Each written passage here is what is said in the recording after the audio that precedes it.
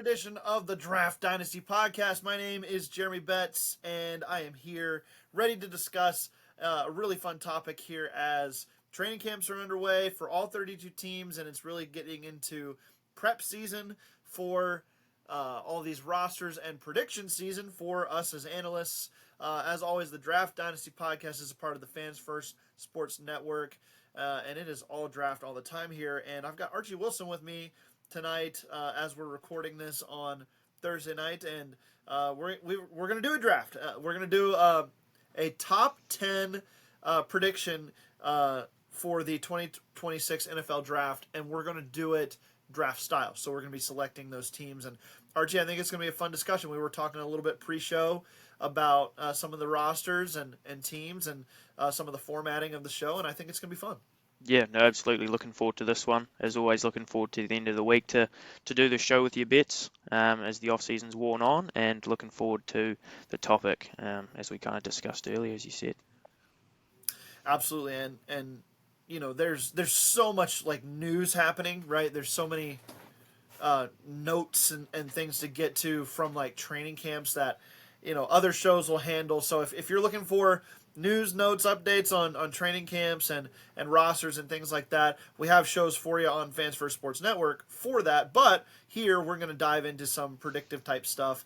And I thought this would be fun. Kind of like and you said this in the pre-show, and I like it. It's kind of like a reverse power rankings, right? We're trying to see and predict who we think are going to be the worst teams this season, and but do it from a draft perspective, so that way it has some value for looking ahead to next offseason as well, and you know, at the same time looking ahead to 2025 and how that season will turn out. So let's just dive right into it, Archie, and I'm going to give you the first overall pick. We're going to, again, top 10 here, and we're just going to alternate picks here. So you got the first overall pick, and I'm excited to see what your team prediction is for the worst team in the NFL for 2025 and the top overall selection for 2026.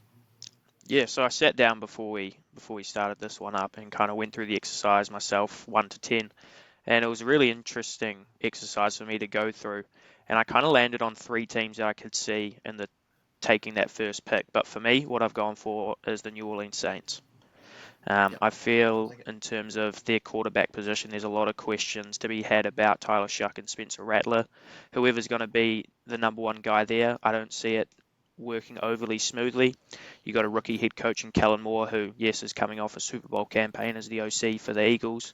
But I think taking that step up to head coach is another level that you have to, especially with the lack of talent, I think, is on that roster as well, in terms of you've got, obviously, Chris Olave and Alvin Kamara to help out the rookie quarterbacks, but they're also injury prone, so it wouldn't surprise me if they missed out some time this year. I don't think their offensive line's overly great, so it's not a great ecosystem for the likes of Shuck or Rattler. And then in terms of on the defensive side, there's just not a whole lot of talent there. I think they were kind of middle of the road or below average last year on that side of the ball, and I don't really see them making too many strides forward. So they were the team I went for.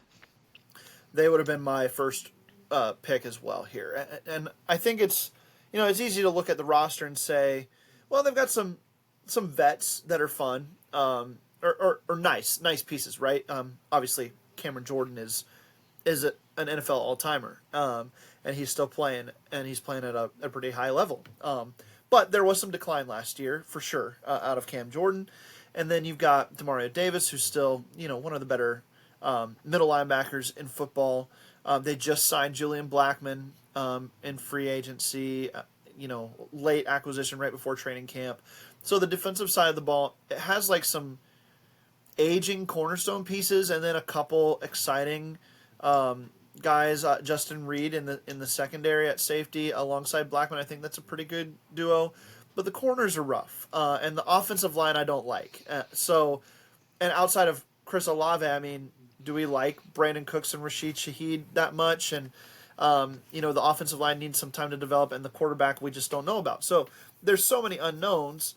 The supporting casts aren't great for the quarterback, and it's a brand new coaching staff as well. So how is that all going to work out?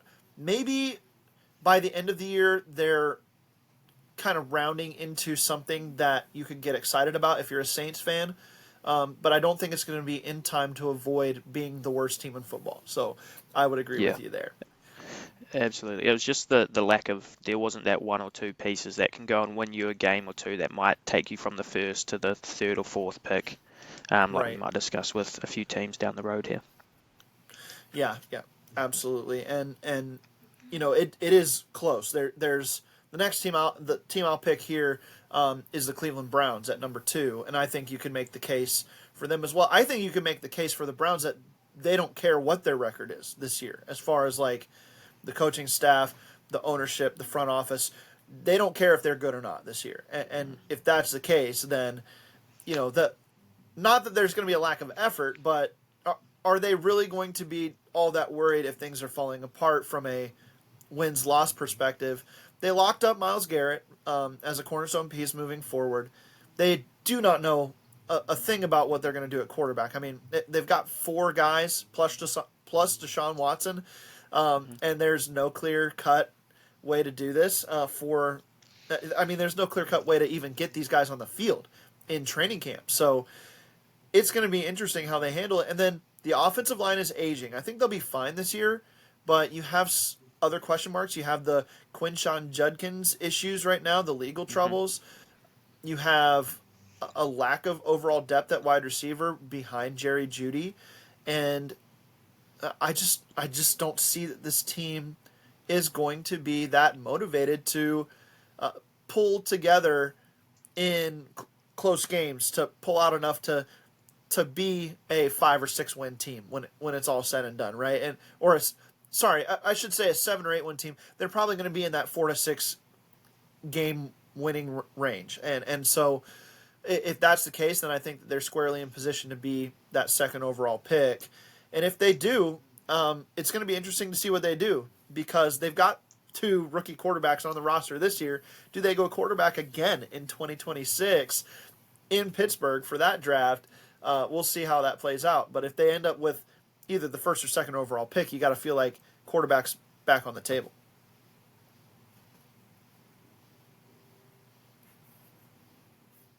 Yeah, no, absolutely. I think the same thing kind of relates with the Saints, that if they end up in this number 1 or 2 position, that they're certainly going to be taking quarterback.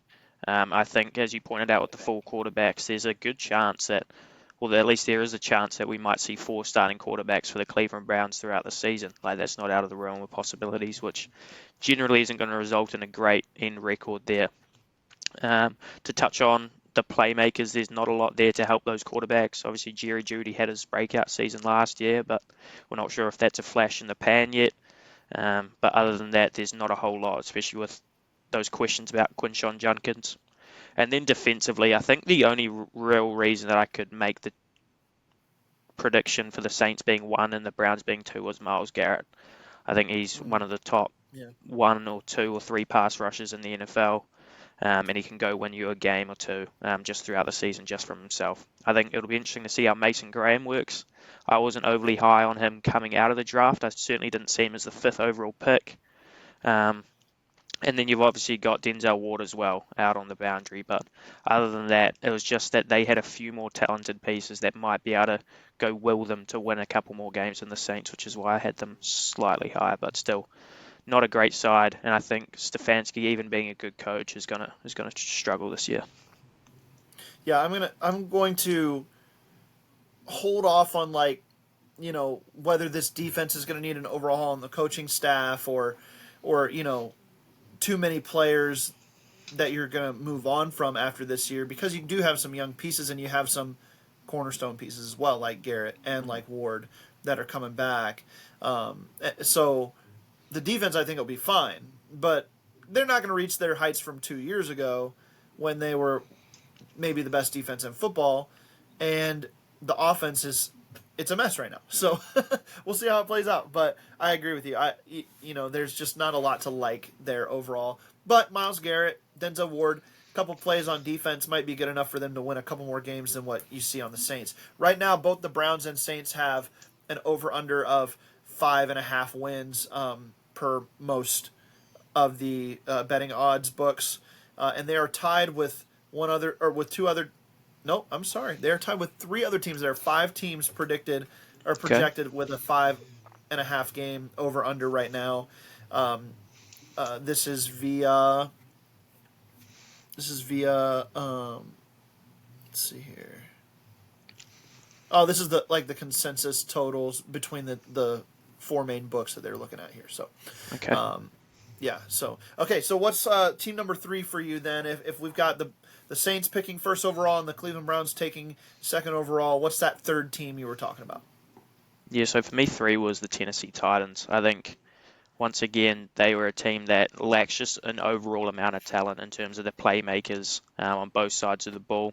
I think the only reason they were above the Browns and the Saints for me is because I do have a little bit of stock in Cam Ward, and I think the way he carries himself on the field is going to kind of apply well to the NFL level, and his mentality that he carries. I think he's going to get a few plays off that not many other rookie quarterbacks could, because he does have some tools. But the problem with Cam Ward is, one, he does have some bad decision making, which is why he wasn't the most refined prospect coming out of college. And two, in terms of the weapons he's got at the Titans, he's got Calvin Ridley and Tony Pollard, who hasn't done a whole lot since his second or third season with the Cowboys, and that's really it. He got a couple of interesting players towards the end of the draft the Titans picked up, and Aomana and Chimera Dike, I believe, through the middle rounds. But other than that, there's not a lot of playmakers to help out Cam Ward. I do know that they obviously overhauled their offensive line this offseason, which was well needed. Being a Steelers fan, 80 mil for Dan Moore, I think that is quite rich. He's a starting NFL tackle.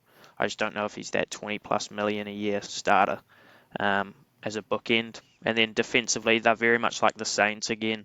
There's just not a lot of talent on that side of the ball. They've obviously got Jeffrey Simmons, who's a good run stuffer in the middle, and then L'Jarius Sneed will be coming back for his second year. But once again, there's just not a whole lot to hang your hat on the defensive side of the ball. So that's why I've got them sitting here at 3. I think it's a totally acceptable pick here because, I mean, they are coming off of the worst season of any of the teams in 2024. They had the first overall pick last year. They land the quarterback, and I like some of the pieces. I mean, the offensive line might be the best unit in this AFC South when you look at it in total. But what is that saying? The Texans' offensive line is trash, and the Jaguars isn't much better than that. And then if you look at the Colts, that's probably the other one that you're probably saying might have the better offensive line. But the Titans are right up there with them. And then if you have the franchise quarterback and he can play in a, I'm not going to say like a Jaden Daniels fashion from last year. That's kind of ridiculous to expect, right? But maybe he plays like Drake May did last year for the Patriots. Maybe he has that kind of rookie season where the flashes are definitely there, but it's just not enough to put them over the edge yet because the rest of the roster is a struggle. And they didn't make an upgrade on the coaching staff. They didn't really do much on the the defense is going to be okay, but it's not going to be a stellar unit like it was 2 or 3 years ago when the Titans were fairly competitive still. So I think this is totally fine at number 3 overall. I would push back a little bit on maybe the thought that they are in the same tier as the Saints and the Browns because of Cam Ward. I think if Cam Ward has that kind of decent season we're talking about, then there's a good chance that where he establishes himself as a franchise caliber quarterback in year 1, there's a good chance that they just are better because the quarterback is better and they can get above that tier a little bit. Yeah, absolutely. I think in terms of Cam Ward, for anyone that's listening that's an NBA fan, he kind of reminds me of a microwave scorer coming out of college. Like, he can get really hot every now and again, and if he does get that hot, then he's going to be able to go win a couple games that the quarterbacks for those other teams that we've already mentioned aren't capable of doing. So I think, they're totally fine to say that maybe that tier above than the Saints. I think it's close, but for me there is a little bit of a gap there just because of maybe what Cam Ward could provide. And I just don't see Tyler Shuck or the Browns have happening at the quarterback room reaching the heights that I think Cam Ward probably will, even in as a rookie. So I would have put the Colts at number 3, so I'm going to put them at 4 here. And I think that this quarterback situation is so wide open, and it's probably the two most inconsistent quarterbacks maybe in the league that are vying for the starting job here in Indianapolis. And we already talked about some of the offensive line a little bit. They've still got some standouts like Quentin Nelson. And then Bernard Raymond is pretty good at tackle, at left tackle. Tanner Bortolini was pretty good as a rookie last year, and he's going to step into a more full-time role. But that right side of the offensive line, Matt Consalvis, who was a rookie last year, and then Braden Smith, it's okay, but it doesn't inspire a lot of confidence that they're going to take this team too far. And a lot of times, Archie, I think when we look at overall team readiness to compete in any given year, you look at the trenches first. And if the trenches are good, then there's a little bit more of a chance. This Colts offensive line is just okay to me at best, and they could be bad if things don't work out well. And then the defensive line has some interesting players like Laitu Latu, who was a first-round pick last year, and DeForest Buckner. But Grover Stewart and Kwity Paye are your other two starters up there. You did draft JT Tuimoloau, so there's some talent here. But how does it come together this year? And what does that secondary look like? I know they've got Charvarius Ward and Cam Bynum back there from Minnesota through free agency this last year. But does that alleviate concerns that teams are going to be able to throw the ball on them? I don't think so. And so when it comes down to the quarterback inconsistency that we're going to get, and the fact that Anthony Richardson specifically could totally bottom out and not even be an NFL caliber player this year, and then you're riding with Daniel Jones, who maybe has a rebound season, maybe he doesn't. If he doesn't, then things could go south in a hurry, and your only offensive weapon at that point that you can rely on to any degree is Jonathan Taylor, and teams could just end up stacking the box against them, and it could be bad. So I'm predicting that they will not have a good season. I may be lower on them than you are, but I'm going to take them at 4 here. Yeah, I don't think it's ridiculous at all to say that they could be in the top 4. I had them down at 6, so it's not that far off. And I see other when I was kind of having a look around, there were definitely some publications that had them higher up in terms of being maybe looking at 22, 21 in terms of power rankings. So I think we're kind of closer than the consensus would be in terms of the Colts. You kind of described in terms of Anthony Richardson and Daniel Jones, there's not a lot of confidence in that quarterback room for me. Richardson is a supreme athlete, but he hasn't shown much at all of being an NFL quarterback in terms of the technical side and the mental side of it. As you kind of said, they lost Will Fries and they lost, Ryan Kelly on the offensive line. So that's going to take a big step back. And that's obviously going to hurt the run game, which is what has been doing a lot of the heavy lifting for the Colts in recent seasons. So I think the fact that they're probably going to have a struggling offense that might not be able to get the run game rolling as much as they have in the past, partnered with, on all 3 levels, their defense has struggled against the pass. Like it's the defensive line not being able to get home, being partnered with a pretty dreadful secondary that hasn't been able to stop a nosebleed back there. So in terms of that, they're going to need to get a lot of internal step forward from their defensive line if they're going to cover for that secondary. So yeah, I could well see that they ended up being in this situation. If Anthony Richardson and Daniel Jones do not have clean pockets when they're trying to throw the football, it does not go well. And so that right side of the offensive line scares me a lot. And you're relying on a second-year guy at center as well to alleviate your concerns. Doesn't feel great to me. It doesn't feel great. Yeah, I think Bortolini did get a lot of hype just from his first few appearances, but I think he kind of faded off towards the end of the season by a lot of what I've heard and seen. So I don't think he's a sure thing at replacing Ryan Kelly this coming season. Agreed. All right, let's do the 5th pick here, and then we'll take a break. What you got? Yeah, so this is one that I was kind of struggling with a little bit, but I did end up with the Giants there at the 5th pick. So obviously I think they're a lot more stable with Russell Wilson at quarterback. He's a stable presence. He can still make good throws and good decisions, but he's not going to take you to another level. He's not that Russell Wilson anymore.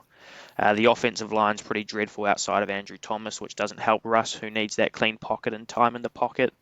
And Andrew Thomas, who yes, as an all-pro level tackle, he's had a lot of injury scares, so that's one of the big worries for me. Obviously, they got Malik Neighbors, who's maybe a top 10 wide receiver in the NFL. But outside of that, I feel like their profiles in terms of wide receivers with Wan'Dale Robinson and Darius Slayton, they kind of overlap quite a lot. So there's not a whole lot working there for me, and there's not like a prototypical kind of X receiver that Russ has really enjoyed throwing to throughout his career.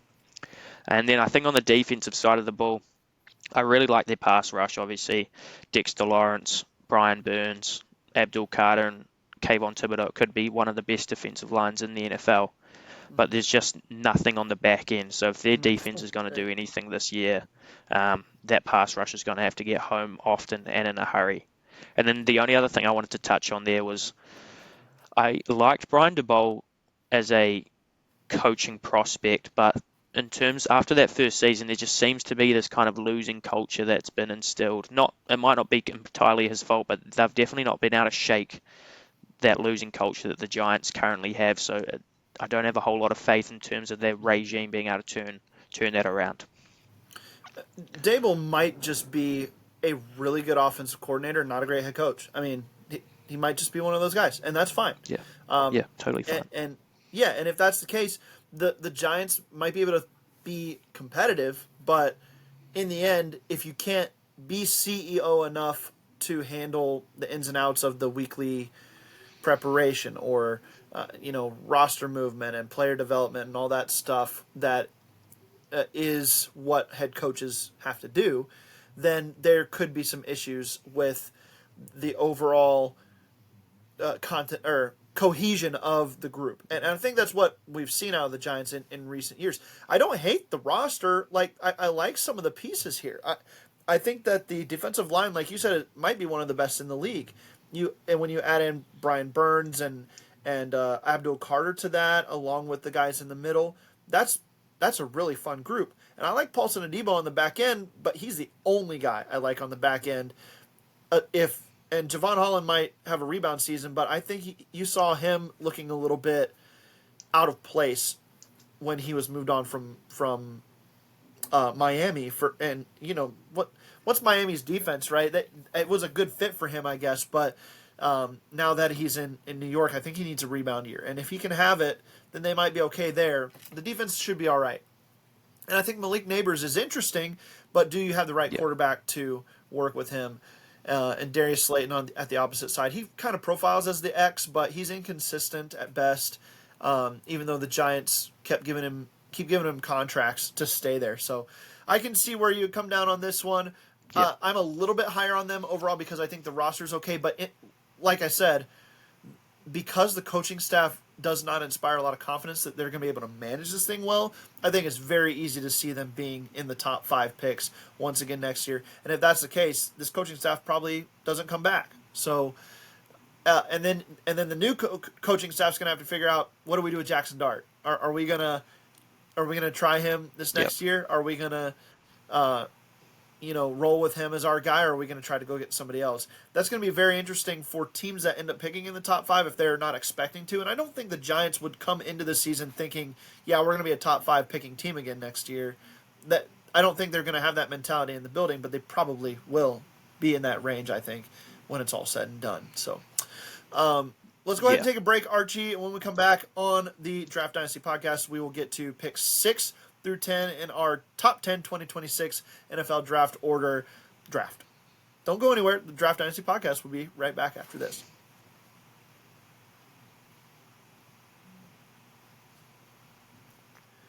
And welcome back to the Draft Dynasty Podcast. It's Jeremy Betz and Archie Wilson here. We're breaking down a little bit of prediction stuff for the 2026 NFL draft.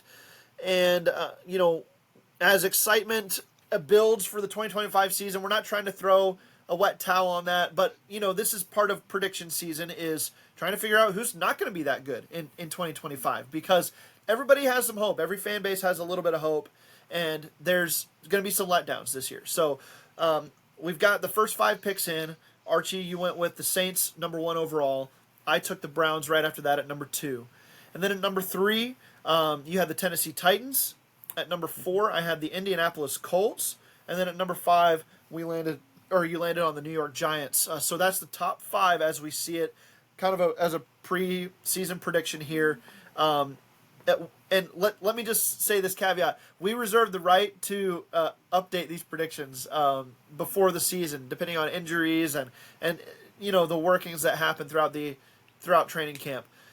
Say the Giants, for instance. If Russell Wilson is like okay, but Jackson Dart blows up in the preseason, and you're just like, whoa, Jackson Dart, where did you come from? And he ends up starting the season. That may change our opinion on the Giants, right?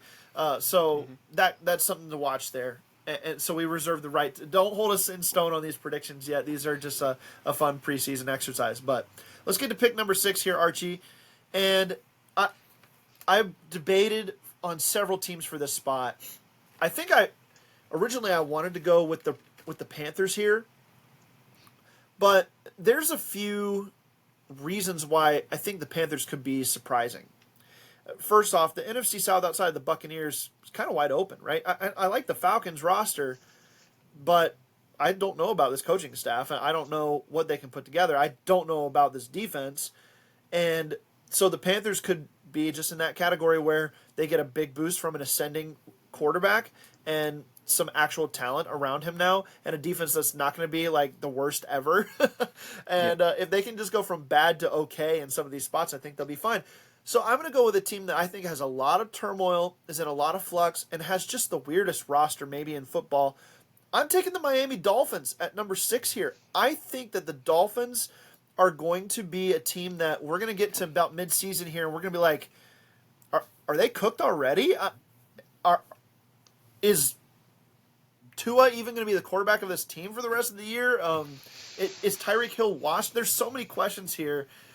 And I just, this offensive line doesn't look great. Again, it might be the best they've ever had under Mike McDaniel, but what does that mean? That doesn't mean much, right? That's not like a big compliment for this team. So there's some issues here. There's a lot of turmoil in the building.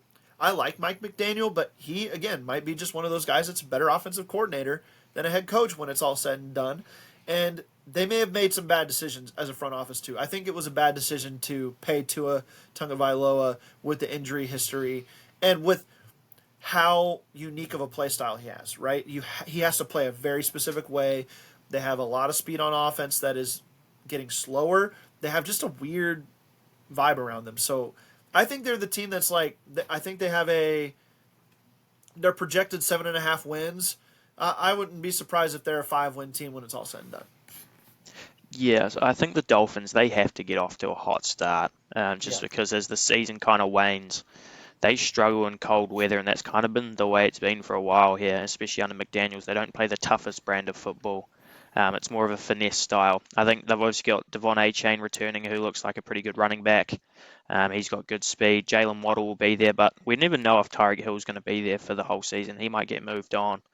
There's been not a whole lot of super good reporting about it, but there's been some whispers about Tyreek not being overly happy in Miami, so who knows whether he'll still be there. Defensively, they've had some issues with injuries with Jalen Phillips going down, which has been unfortunate. Will he return to be the player that he once looked like he could be during his first season or so? I'm not sure. He's had some horrific injuries, so I think they're going to struggle towards the back end of the season. I didn't necessarily have them in my top 10, but I can certainly see the argument, especially because they do play this very niche finesse style of football that as soon as you run into a physical team, they're going to have some problems as the season wanes on.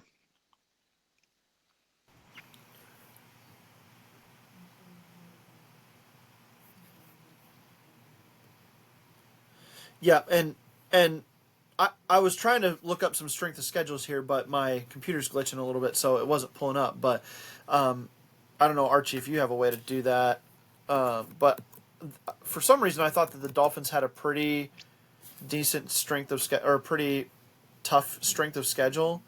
So I'm gonna look that up again here while we're just talking about it. But maybe I was wrong about that.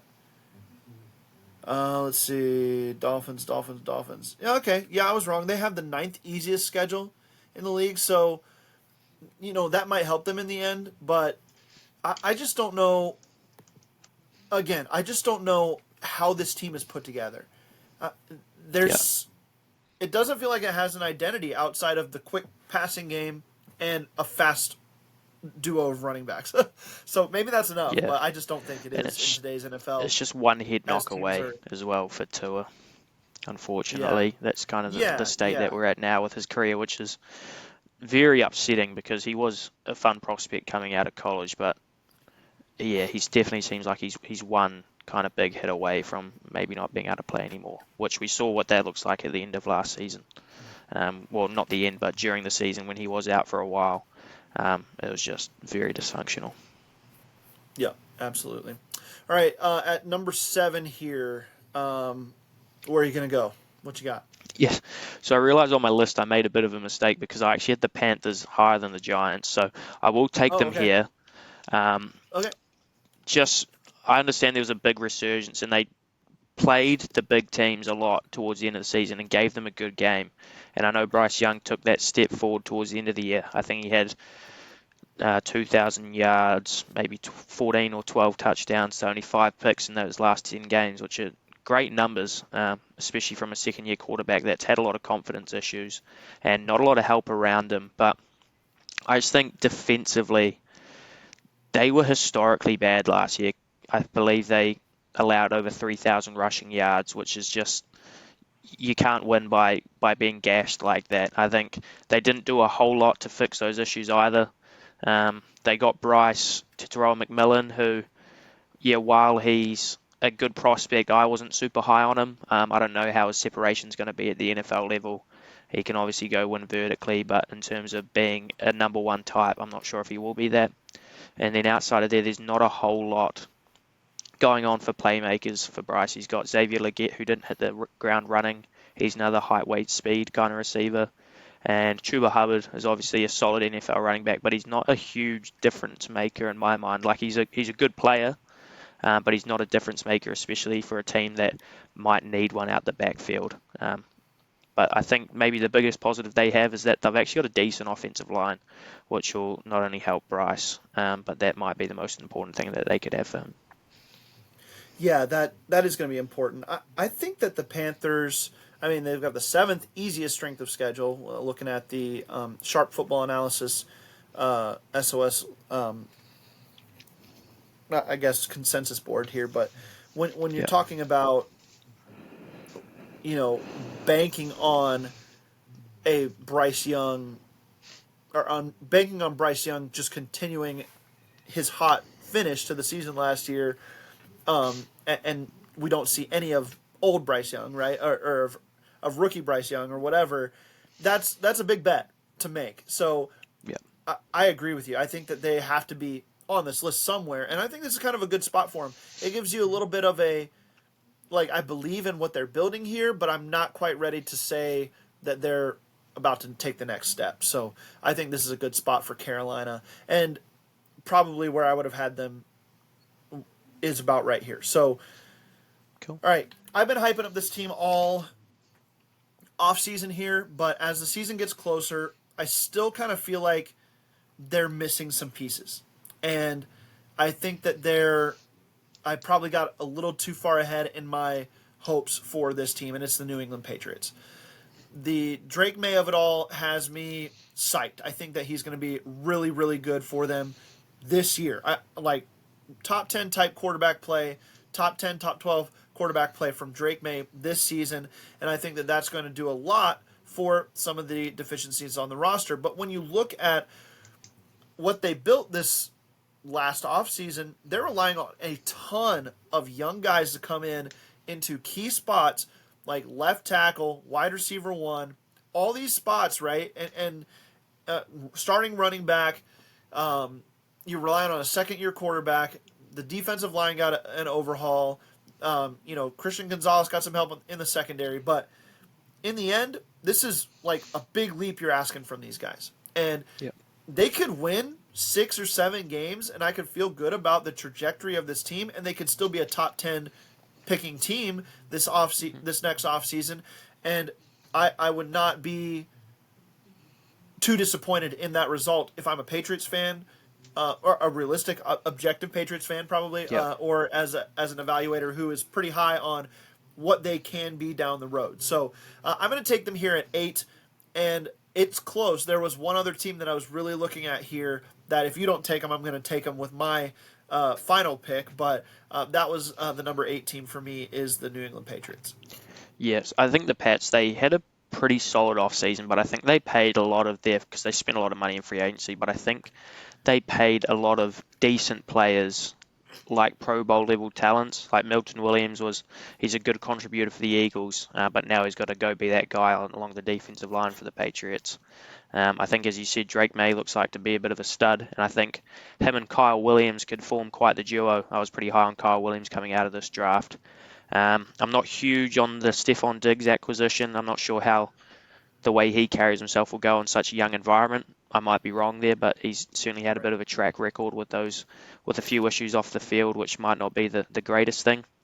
But I think one thing to point out is that Mike Vrabel, he is a very good head coach. He can certainly rally a room and get his team to fight for every game, even if they're 3-9, they might go on a run towards the end of the season, because he's kind of that coach that can go and G up his team a lot and get them to kind of run through a wall for him. So I think that's a huge addition for them this off-season. In terms of being able to build that culture, if they can go get 6 or 7 wins and be towards the back end of this top 10, I think Drake May's probably had a pretty good year. You might have seen a bit out of the other rookies. Will Campbell might be okay. And you're just going to be up and up from there, I think, if they stick with Vrabel, which I assume they will. Yeah. The Patriots have the second easiest strength of schedule, so that plays in their favor. It really does. But I was going to list off some of these other teams here. Like, do we seriously think that the Patriots, who are currently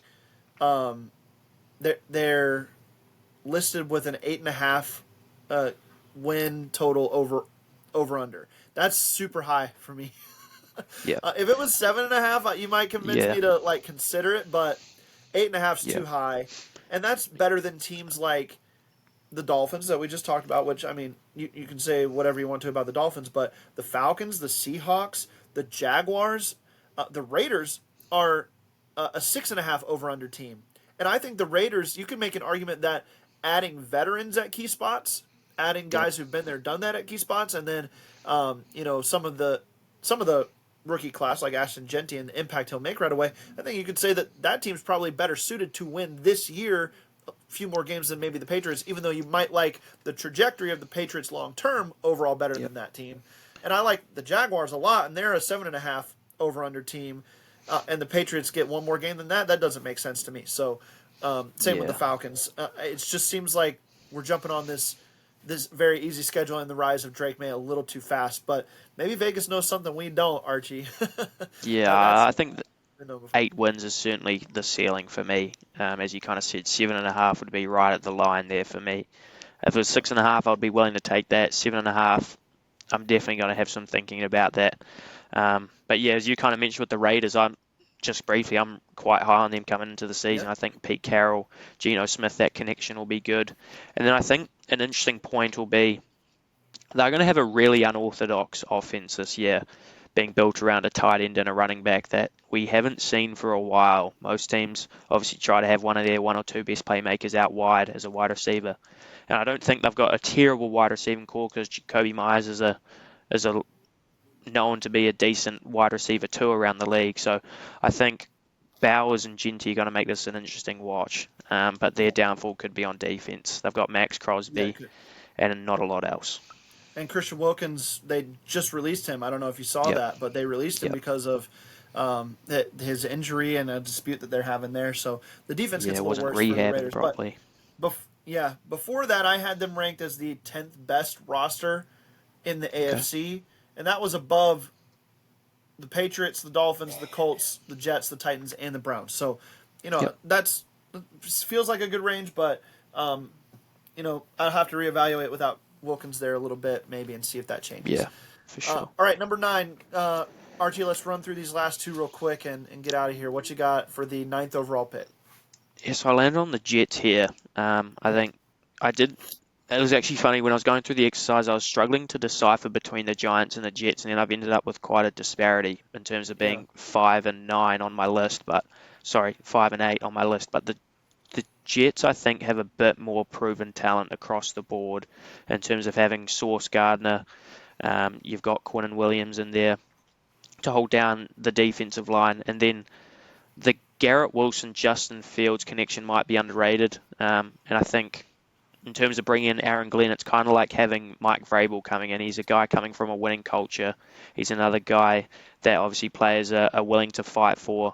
And I think having a defensive mind in the Jets to kind of get that toughness built up into a team that's, once again, is kind of like the Dolphins being seen as a finesse team recently, should be an interesting watch. And then I think they've got a few pieces as well. Breece Hall might have his breakout this year. That offensive line is slowly but surely coming together. You've got Elijah Vera Tucker holding that down at left or right guard, I believe. So I just think there's a few pieces there that they've got some cornerstone kind of players and they've locked them down, and they've now had a few years of NFL experience. So it'll be interesting to see what the Aaron Glenn appointment will do for the culture of that team. So that's why I had them here.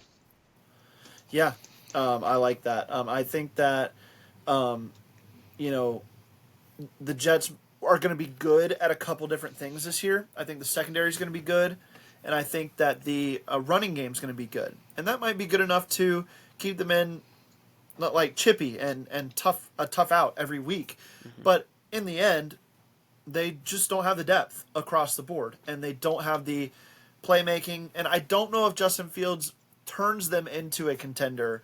Right? He might turn a team with a really, really good roster where his legs just boost everything into a real contender, but I don't know if he does that for the Jets. So I like this spot for them. They were the other team I was talking about when we were talking earlier that I was debating on putting there or the Dolphins that I went with, I believe. Yeah. So it was close, but that AFC East, it's the Bills and a bunch of also rants. I don't see anybody really competing with the Bills in that division. So it's going to be interesting to watch that play out. All right, final pick here, Archie. I was trying to see if I wanted to blow it up and just like go with my heart here on a prediction. I think the Cincinnati Bengals are going to be so disappointing again this year because that defense just really sucks. But I'm not willing to put them in the top 10 picks here. Not quite yet. I haven't talked myself into it that far yet. But I mean, they have. Let's see here. Trey Hendrickson doesn't re-sign. I mean, you've got an argument there. They're in the bottom half of the league in strength of schedule, right behind the Jets, a sandwich between the Jets and the Raiders. So I don't love it. I don't. But there's another team that stands out here to me that I think makes a little more sense for this spot. And I think it's the Cardinals. The Arizona Cardinals, like, again, they just kind of feel like a meh team, right? Where they're not quite putting all the pieces together. They've got good pieces, but they're not quite utilizing them to their fullest. Marvin Harrison Jr. was run up and down the field on wind sprints all season last year, and that's not the type of receiver he is. And, Kyler Murray, for all the good that he brings to the table, he just disappears for weeks at a time. The offensive line didn't get too upgraded this year. They're really relying on guys that they had there already, Paris Johnson Jr., to take the next step. And if that happens, they should be fine. And the defense, I think, probably is okay. And I like Jonathan Gannon. But what's the needle mover here for the Arizona Cardinals that you're going to put them over a team like the Bears, who just got Ben Johnson as their offensive coordinator, the best play caller in the league the last couple years? Or say the Seahawks, who are probably going to have, if not the best defense in the league, a top 5 defense in the league this year. And Sam Darnold's coming off a great year in Minnesota.